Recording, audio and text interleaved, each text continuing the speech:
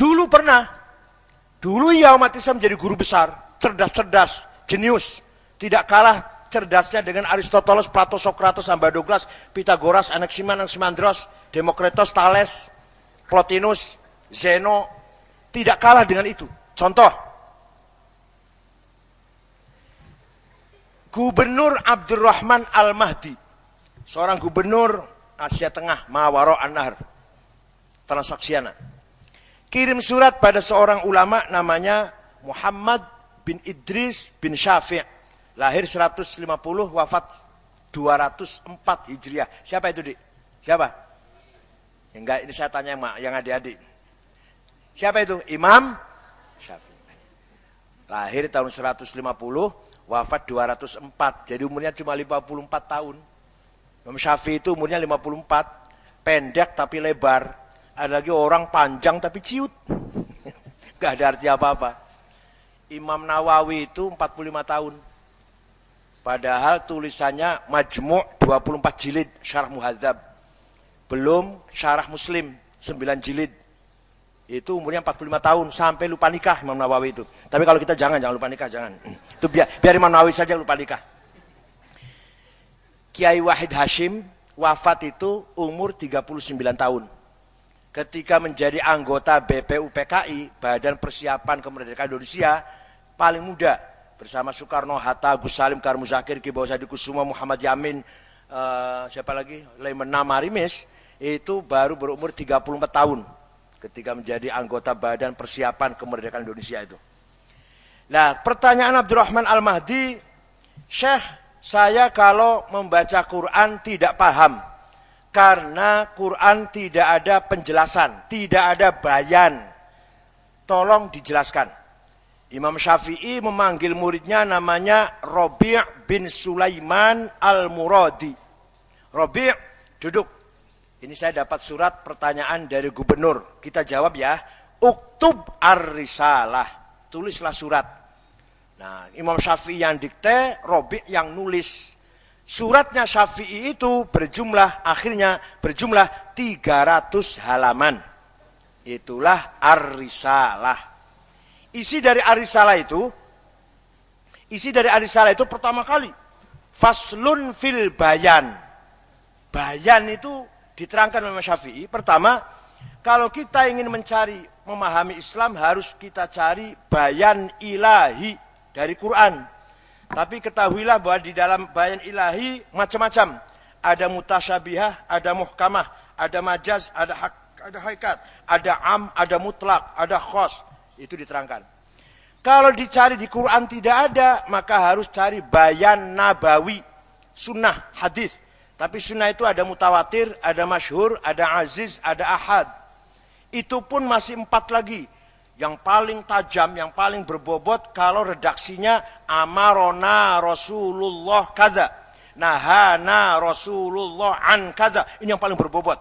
Rasulullah perintah kita begini, Rasulullah melarang kita jangan begini. Itu yang paling nomor 1, bobotnya itu. Bobot khitabnya, dilalahnya. Yang nomor 2 kalau redaksinya kunna ma'a Rasulullah naf'alu kadza. Kita bersama-sama Rasulullah mengerjakan ini. Nah, itu nomor 2. Yang nomor 3, ro'aitu Rasulullah yaf'alu kadza. Itu nomor 3. Saya melihat, menyaksikan Rasulullah berbuat begini.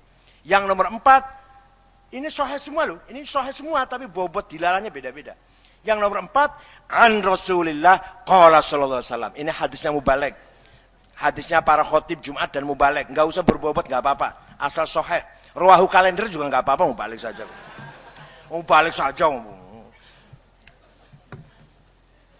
Itu cari di sunnah. Kalau tidak ada di bayan nabawi, maka pindah pada bayan akli. Lah akal itu, al-aqlus sahih, harus terukur, harus apa? Ada aturannya lah, harus memenuhi syarat, aturan yang memenuhi syarat. Tidak ngawur, tidak asal menafsiri, tidak asal akal, tapi harus betul-betul mampu. Kalau dilakukan secara rame-rame bersama-sama namanya ijma'. Kalau secara sendiri-sendiri namanya qiyas. Ijma' pun sebenarnya qiyas, hanya qiyas rame-rame. Kalau qiyas itu qiyas yang sendiri-sendiri. Qiyas pun macam-macam. istiqra'i, aulawi, burhani, tamsili, khitobi, syi'ri, iqna'i. Itu macamnya kias.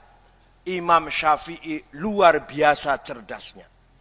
Dengan metode riset, metodologi riset, Imam Syafi'i berani mengeluarkan hukum yang luar biasa. Contoh, mujibatul ghusli arba'atun. Itu kan Qur'annya nggak jelas tuh, wa in kuntum junuban fattoharu, gitu aja kan.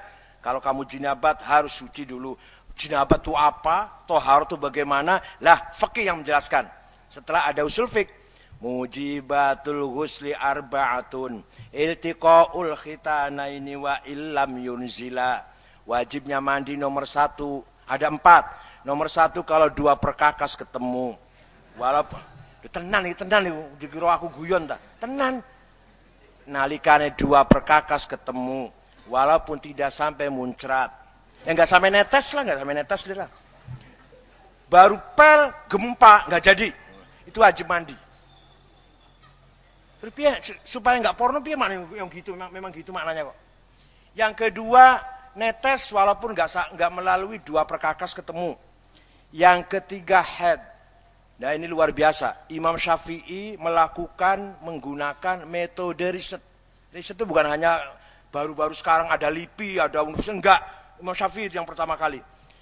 Riset, yang kesimpulan hasilnya Syafi'i itu, penelitian ilmiahnya Imam Syafi'i itu kesimpulannya, hasilnya, aqallul haidi yaumun wa lailatun. Itu di Quran enggak ada itu. Di hadis juga enggak ada itu.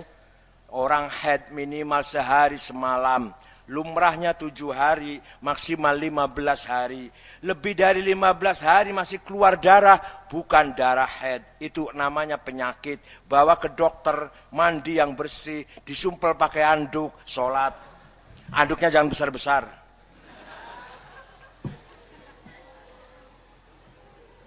Gak ada di Quran itu. Di Quran gak ada itu. Beraninya Syafi'i membatasi maksimal haid 15 hari. Berani sekali itu. Memang kebenaran riset itu. Bukan kebenaran yang diambil dari bayan ilahi, bukan dari bayan nabawi. Akli. Aqallun, yang keempat nifas. Jinabat yang keempat, mujibatul ghusli yang keempat nifas. Aqallun nifasi majatun. Paling tidak orang nifas itu sekecrotan. Sekecrotan apa nih majatun bahasa? Sak lepehan lah. Lumrahnya 40 hari, maksimal 2 bulan, 60 hari, lebih dari 2 bulan. Kalau masih keluar darah, bukan darah nifas, penyakit, pergi ke dokter, mandi yang bersih, sholat. Berani yang Syafi'i itu membatasi, bikin batasan-batasan. Itu riset itu. Itu namanya bayan